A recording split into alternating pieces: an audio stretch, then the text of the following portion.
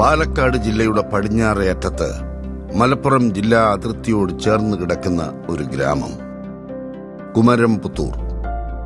ഈ കൊച്ചു ഗ്രാമത്തിന്റെ പേരും പെരുമയും വാനോളം ഉയർന്നത് ഒരു സൂഫി വര്യനായ മഹാപണ്ഡിതന്റെ പേര് അതിനോടൊപ്പം ചേർന്നപ്പോഴായിരുന്നു. മർഹൂം കുമരംപുത്തൂർ എ പി മുഹമ്മദ് മുസ്ലിയാർ. തികച്ചും സാധാരണമായ പശ്ചാത്തലത്തിൽ നിന്നും വളർന്നു വന്ന് മതപ്രബോധന രംഗത്തും അഹ്ലു സുന്നത്തിന്റെ ആശയ പ്രചാരണത്തിലും മുന്നിൽ നിന്ന് നയിച്ച് ഒരു സമൂഹത്തിനൊന്നാകെ വെളിച്ചം പകർന്ന് കടന്നുപോയ പണ്ഡിതവര്യർ. നൂറുകണക്കിന് ശിഷ്യഗണങ്ങളെ സമൂഹത്തിന് സമ്മാനിച്ച അദ്ദേഹം അവരാൽ ഇന്നും ഈ സമൂഹത്തിനും സമുദായത്തിനും പ്രകാശമേകുകയാണ്.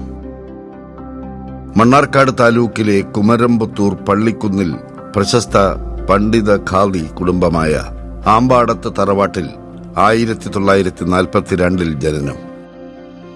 പ്രാഥമിക ദർസ് പഠനങ്ങൾക്ക് ശേഷം 1962 പട്ടിക്കാട് ജാമിയ നൂരിയയുടെ പ്രഥമ ബാച്ചിൽ പ്രവേശനം നേടി ഫൈസി ബിരുദം കരസ്ഥമാക്കി. അക്കാലത്ത് ഷംസുൽ ഉലമ ഇ കെ അബൂബക്കർ മുസ്ലിയാർ, താഴക്കോട് കുഞ്ഞലവി മുസ്ലിയാർ, കൊട്ടുമല അബൂബക്കർ മുസ്ലിയാർ എന്നീ മഹാപണ്ഡിതരുടെ ശിഷ്യനാകാനും ഭാഗ്യം ലഭിച്ചു. തുടർന്ന് കേരളത്തിലുടനീളം വിവിധ മഹല്ലുകളിലും വിവിധ അറബിക് കോളേജുകളിലും മുദരിസായി സേവനമനുഷ്ഠിച്ചു. 1971 മർഹൂം ബാഫക്കി തങ്ങളുടെ നിർദ്ദേശപ്രകാരം തന്റെ 29ാം വയസ്സിൽ കേരളത്തിലെ പ്രഗത്ഭരായ പണ്ഡിതർക്കൊപ്പം പട്ടിക്കാട് ജാമിയയിൽ അധ്യാപകനാകാൻ അവസരം ലഭിച്ചു. കേരളത്തിലെ ഇസ്ലാമിക വൈജ്ഞാനിക രംഗത്ത് വിപ്ലവം തീർത്ത ആ മഹത്തായ സ്ഥാപനത്തിൽ അദ്ദേഹത്തിന്റെ ശിഷ്യന്മാരായി എത്തിയവരിൽ പ്രമുഖരും പ്രഗത്ഭരുമുണ്ടായിരുന്നു. പാണക്കാട് സയ്യിദ് ഹൈദരലി ശിഹാബ് തങ്ങൾ, കൊട്ടുമല ബാപ്പു മുസ്ലിയാർ, സമസ്ത പ്രസിഡന്റ് സയ്യിദ് ജിഫ്രി മുത്തുക്കോയ തങ്ങൾ എന്നിവരെല്ലാം അതിലുൾപ്പെടുന്നു. 1995 കേരളത്തിലെ മഹാഭൂരിപക്ഷം മുസ്ലിങ്ങളെയും പ്രതിനിധാനം ചെയ്യുന്ന പണ്ഡിത സഭയായ സമസ്ത കേരള ജമിയത്തുൽ ഉലമയുടെ മുഷാവറ അംഗമായി.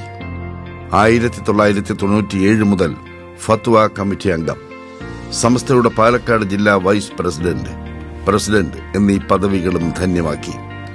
2012 മുതൽ സമസ്ത വൈസ് പ്രസിഡന്റായും നിയോഗിക്കപ്പെട്ടു.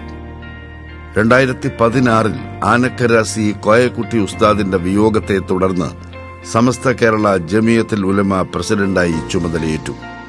സമസ്തയുടെ അധ്യക്ഷൻ എന്ന പരമോന്നത പദവിയിലെത്തിയിട്ടും അദ്ദേഹത്തിന്റെ ലളിത ജീവിതത്തിനും പ്രവർത്തന ശൈലിക്കും യാതൊരു മാറ്റവും ഉണ്ടായില്ല.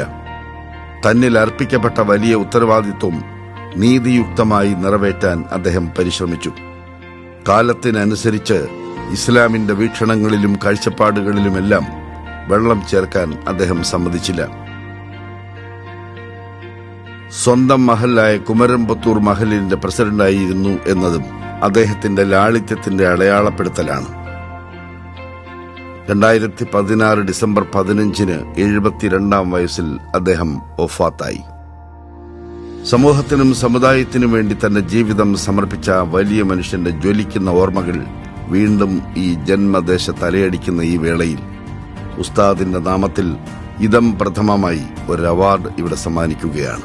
ആ പ്രഥമ അവാർഡിന് അർഹനായിരിക്കുന്നത് മറ്റാരുമല്ല, ഫാസിസ്റ്റ് കാലത്ത് ഇന്ത്യയിലെ പിന്നാക്ക ന്യൂനപക്ഷങ്ങളുടെ അത്താണിയായി നിലകൊള്ളുന്ന നേതാവ്, മത സാമൂഹിക രംഗത്ത് മികവാർന്ന പ്രവർത്തനങ്ങൾക്ക് ചുക്കാൻ പിടിക്കുകയും വിവിധ ജനവിഭാഗങ്ങൾക്കിടയിൽ മതമൈത്രിയും മാനവ സൌഹാർദ്ദവും ഊട്ടിയുറപ്പിക്കുന്നതിൽ നേതൃപരമായ പങ്ക് വഹിക്കുകയും ചെയ്യുന്ന ആദരണീയനായ പാണക്കാട് സയ്യിദ് സാദിഖ് അലി ശിഹാബ് തങ്ങൾ.